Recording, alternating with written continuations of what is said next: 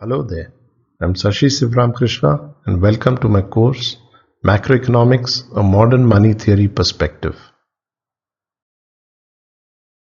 We are in part 1 of the course Macroeconomics and Money. In lecture 8, we will summarize some of the differences between the classical and the Keynesian views.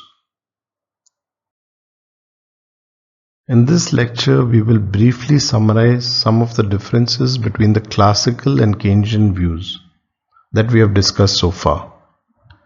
The classical economists essentially approached the problem of unemployment from microeconomic perspective of labor markets.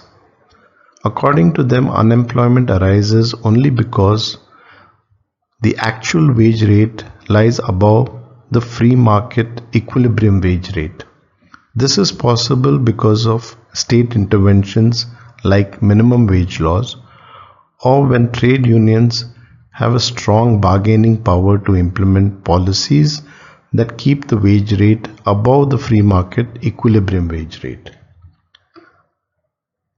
The classical economists also, drawing from Say's law, believed that demand or aggregate expenditure is not the problem in an economy because supply always creates its own demand. To them, recessions and depressions arise because of supply related issues.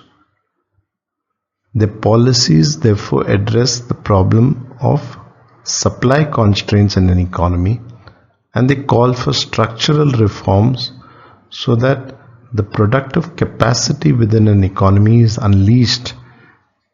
An economy is able to grow and create jobs, and therefore there shouldn't be a problem of unemployment if there are no supply constraints to production.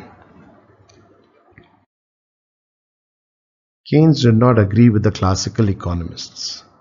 He argued that a microeconomic perspective to understanding market failure on a grand scale was simply inadequate.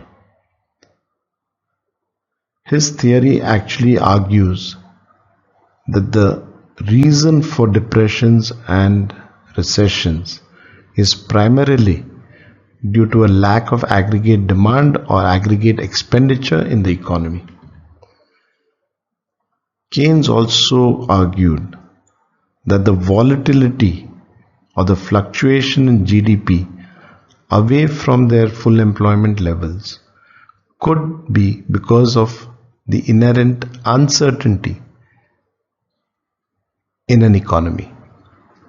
This uncertainty drives animal spirits or our emotions and thereby influence our decision making both at the household level as well as owners of businesses.